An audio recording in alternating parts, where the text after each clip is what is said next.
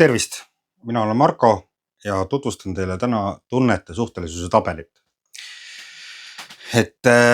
Mis asi see tunnete suhtelisuse tabel on ja mida ta siis üldse lahti seletab, et kui me nüüd vaatame inimese käitumist või kui inimene kujuneb või kasvab kellegiks, et kui ta saab kasvada armastuses, suures hoolimises või vägivallas või mis iganes pidi inimene kasvab, siis ta kuidagi soestub mingite tunnetega. See kujundab välja, kuidas inimene hakkab siis mingitesse tunnetesse suhtuma ja neid väljendama. See tähendab seda ka, et tulevikus ikkagi ei pääse keegi väljakutsetest, et kuna nii-öelda meie teadlik meel ei kontrolli meie alateadlikke protsesse, automaatseid reaktsioone. Ja see pakubki meile väljakutset ja see on ka ühtlasi tsüklitega seotud. Tsüklid tähendavad seda, et me saamegi erinevate psüühika osadega kokku, need soovivad avalduda erinevatel aegadel siis, erinevad potentsiaalid. Et nagu me näeme inimesi, et üks võib olla kunstnik, tal on ülihea loovus, aga ta ei oska näiteks müüa. Teine inimene, ideaalne müügimees, aga ta ei oska näiteks, tal ei ole ideid või midagi. Et erinevad psüühika osad nii-öelda, et see tsüklilisuse mõte ongi, et erinevate psüühika osadega kokku viia. Niimoodi, siin on siis 4 seda tsükli osa, kuidas me üldse siis võiks, kuidas see nagu siis välja joonistub, et kui on mingisugused tunded või mingisugused tegevused näiteks, et kui mina lähen Marile appi, Mari tahab tulema puid tal appi laduma ja lähen tal appi puid laduma, siis ma tunnustan väärtuste tunnustamine, ma tunnustan väärtuse loomist, lähen appi tegema. Kui mul endal samamoodi on vaja muru niita enda juures, teen seda läbi enda ja siis on samamoodi kui näed, et siis ma tunnustan seda sama ja kokkuvõttes, kui me enda teadust hakkame uurima ja vaatlema, siis tulebki 4 printsiipi. Need on ainukesed 4 printsiipi, mis üldse looduses on. See on siis, millest me räägime ja kuidas me siis suhtume neisse printsiipidesse. Et sellest printsiibist näiteks räägin ja siis sellest näiteks printsiibist, mis siit on ja kuidas ma siis suhtun, vastavalt kas siia poole siis laidan seda või siis tunnustan seda siis nagu nii-öelda. Et kus ma siit edasi võiks minna, võib-olla räägiks natukene sellest, et mis need printsiibid endast kujutavad üldse. Et mida see printsiip või mis taju ta meile maailma tunnetuse või taju ta meile annab siis. Et kui me nüüd vaatame seda väärtuste laitmine, siis selle kohta võiks öelda, et võimalikult väikse energiakuluga võimalikult efektiivne tulemus. See tähendab seda, et kui ma nüüd ringi liigun või ringi käin kuskilt, siis minu meel kogu aeg automaatselt hakkab vaatama, kuidas saab asju efektiivsemalt läbi viia. Näiteks kas või kuskil valgusfoori taga oled, ja võib-olla sa juba hakkad sealt kui sa stardid, sa juba vaatad ette järgmise valgusfoori juurde, sa sead endale nii-öelda sukse liikluskiiruse, et sa järgmisse rohelisse voori satuksid. Võib-olla see teine inimene, kes siit on, siis tema üldse sükst asju, ta ei taju või ta ei vaata või ta meel ei kisu sinna poole niimoodi mõtlema, siis tema näiteks võib-olla kihutab sinna täie hooga sinna nii-öelda teise voori siis punase alla ja lõpus seal pidurdab kiiresti ja siis ootab selle. Et see tähendabki see taju, kuidas me siis maailma üldse nagu tajume. Et kui ma nüüd vaatame seda vastaspoolt, siis väärtuste tunnustamine, see tähendab seda, et kui me seda väärtusi tunnustame või oleme sealpool, see tähendab seda, et me oleme informatsioonile ja kogemustele avatud, et siinpool me oleme, siinpool me peegeldame, siinpool me võtame nagu rohkem vastu informatsiooni. Et see tähendab jah, et siin me oleme hästi avatud ja võtame väljaspoolt enda süsteemi informatsiooni vastu, selle vastaspool näiteks. Kui me nüüd vaatame siin teisi aspekte, siin on siis haavatavuse laitmine ja haavatavuse tunnustamine. See on nüüd ka suhteliselt läbi teise, et ma teises haavatavust tunnistan, teises, et ta ei haavata. Ei tee probleemi sellest, aktsepteerin. Endas näiteks aktsepteerin haavatavust, ma tegin mingisuguse midagi valesti. Ma aktsepteerin ennast, tunnistan seda endas ennast, mul on võimalus ka muutust teha, kui ma seda endast tunnistan. Aga siin vastaspool on siis haavatavuse laitmine, kui keegi näiteks väljaspool saab viga nagu nii-öelda, ja ma lähen sinna vahele sekkuma, tunnen kaasa ja lohutan teda, siis ma nagu ei tunnista, et ta on haavatava saanud, onju. Ei aktsepteeri ka iseendas näiteks, et kui ma teen mingi probleemi, mingi asja, mul on raske endas tunnistada, et ta paneb mind nii tajuma, et mul on nagu üliraske endas nagu haavatavust tunnistada, onju. Ja kuidas ma siis seda võiks siis, siit me võiks siis öelda, et kuidas ta meid siis tajuma paneb, ta paneb meid nägema ilu ja selles aspektis me oleme hästi loovad ja siis nii-öelda, ja noh, siin öeldakse siis, kuidas öeldakse, et ma olen hästi kaastundlik nagu nii-öelda, et siin me hakkame nägema jah ilu, et sa hakkad tajuma, kui see ümbrus, sinu meel näkab, tema hakkab märkama ilu, onju. Siin teises võib-olla ta vaatab, et kuidas siit saaks väärindada või kuidas saaks rohkem kasvatada midagi, siis tema märkab ilu, onju, et ja hakkab ilu ja loovus, onju, et. Ja siin on siis haavatavuse tunnistamine, see on ka turvalisuse teema. See on siis säilitamine ja see on siis säilitamise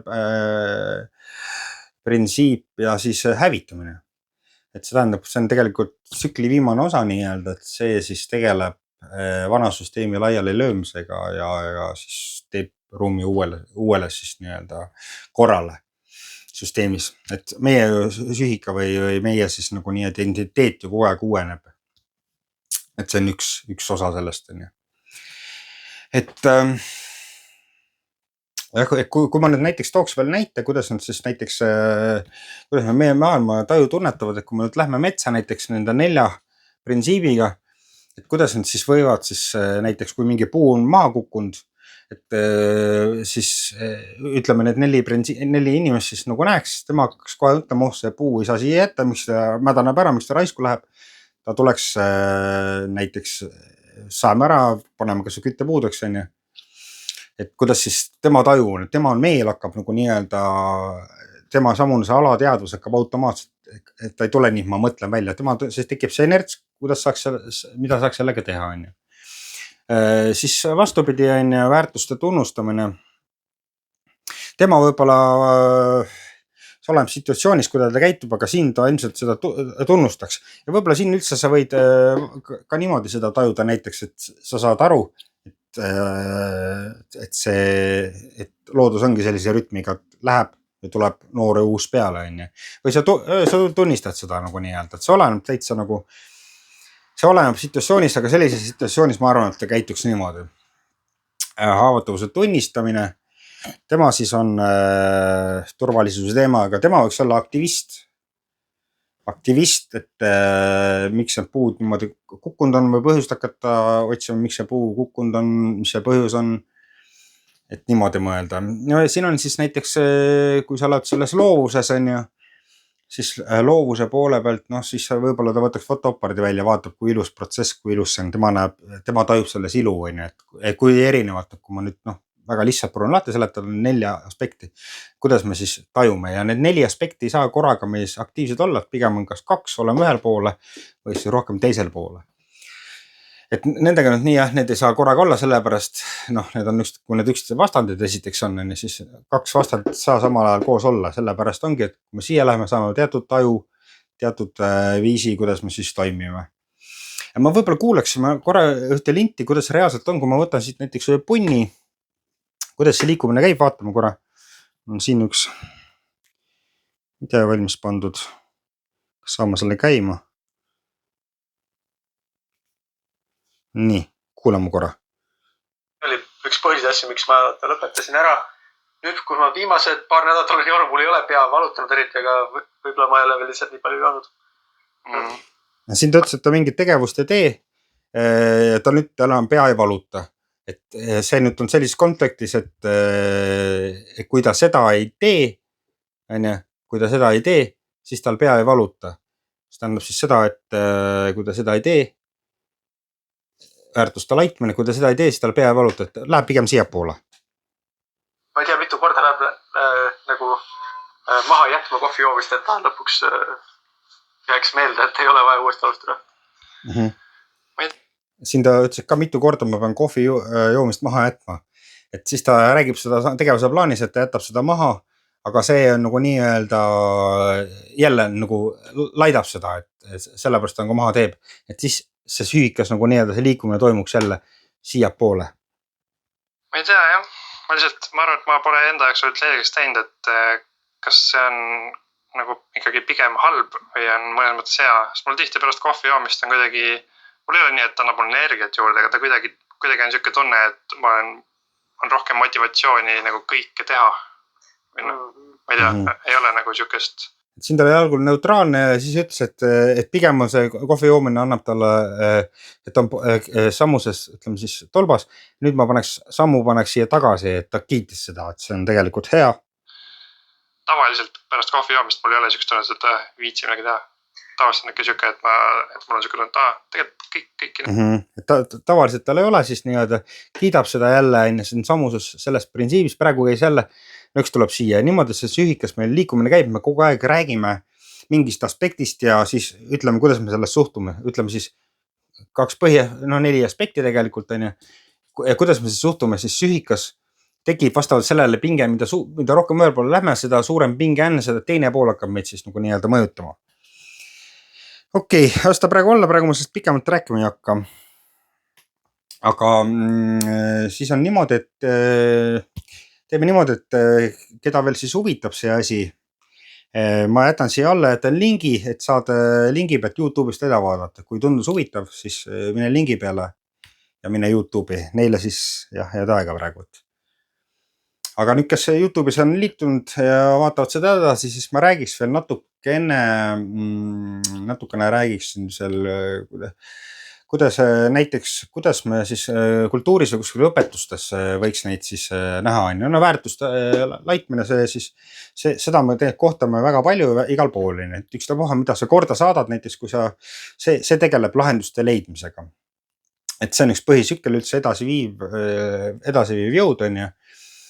Et seda me kohtame igal pool. No võtame selle, näiteks see võiks olla siis armastusega seotud üldse ja sellise teiste väärtuste tunnustamine ja hoolimine teiste väärtustest. Või jah, et tema siis, et näiteks keegi, kes räägib näiteks armastust või teeb siis teatud praktikaid, kuidas armastuseni jõuda või räägib armastusest, õpetab näiteks, et võime siis mõni õpetuste pool kohata niimoodi. No ma ei tea, näiteks selle haavatuse laitmine, ütleme siis loovusega, loovust me võime ju näha näiteks igasugustes kunstiringides, igasugustes võime kas või näha, tantra võib siia kuuluda seksuaalses mõttes, tegeleme selle energia tundmaõppimisega ja kogemisega. Siis igasugune kunst ja loovtöö võiks olla selle aspekti esindaja. Ja siin on siis haavatavuse tunnistad haavatavusse tekitamist ja iseendas haavatavust tunnistad nii-öelda, siis see võiks olla väga vabalt mingisugune aktivist, mis tahab kordamajja luua nii-öelda. Et ta võiks siis nii olla. Võtame korra nüüd arhetüüpide maailmas, kui me hakkame nii mõtlema, siis tegelikult isik või siis identiteet inimesel kujunebki nende siis läbi vastuolude ja läbi meeldimiste, et see nagu ongi, mis kujutab inimesele identiteedi ja see tähendab, see on arhetüüpsed, et kui me siin oleme, siis me mingit moodi hakkame tajuma ja mingit moodi hakkame siis olema. Ja niimoodi ka. Ja kui me näiteks vaatame kinos või filmis või raamatud, mida me loeme või mida me üldse, meie tegevused, kõik need on sellega seotud. Näiteks võtame mõned raamatud, et on olemas süžeed, romantika, krimi, komöödia, põnevus. Et kõik need on selle sammuste aspektidega seoses, et meie sühika, see filmi valik või mingisugune asjad, mis meid tõmbavad ja mis meid kõidavad nagu nii-öelda. See tuleb see sammus, et kuidas me oleme nende tunnetega suhtes. Et näiteks kui ma väärtusi tunnustan väga, siis minu varjupool on see, seda osa ma surun hetkel rohkem alla, et see on minu vari. See tähendab seda, et tasakaalustuseks hakkab meid see osa hakkab meid tõmbama, õpiksime seda osa tundma. Et nüüd on nii, et kui ma siin olen, siis näiteks väärtuste laitmine, ma ei tea, hakkan näiteks kriminaalsarju vaatama. Kõik, kus toimub suke selle osa, ütleme siis vastu töötamine, et võiks olla nii, noh ja näiteks siin võiks olla näiteks romantika, et kui mul romantika on väga alla surutud, kui ma olen siin näiteks, mind võiks köita see näiteks on ju, et ma ei tea, kui me vaatame kasvõi siin, kus inimesed reisimas käivad, ma ei tea, kuskil baalidel asjadel, et seal on hästi avatud südametega inimesed ja hästi lahked inimesed on ja see nagu siin olles inimesi köidab või tõmbab, siis see osa on ju, kes nagu tunnistavad seda ja väljendavad on ju, et see tegelikult kujundab meie üldse siuksed soovid, vajadused ja huvid, kuidas me siis oleme nende osadega kontaktis. Siis räägiks natuke võib-olla järgmistes osades ma tahaks siis tutvustada täpsemalt. Praegu ma valitsin üldise vaate väikse, et ma räägiksin täpsemalt sellest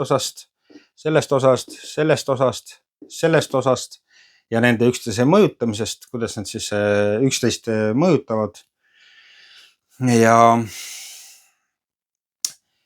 ja üldse võib-olla siin keskkoht on olemas, et mis on teadus ilma nende mõjudeta, kuidas ta siin loob ja mis ta endast kujutab, et nendest juba järgmisest osadest loodan, et oli põnev ja järgmise korrani.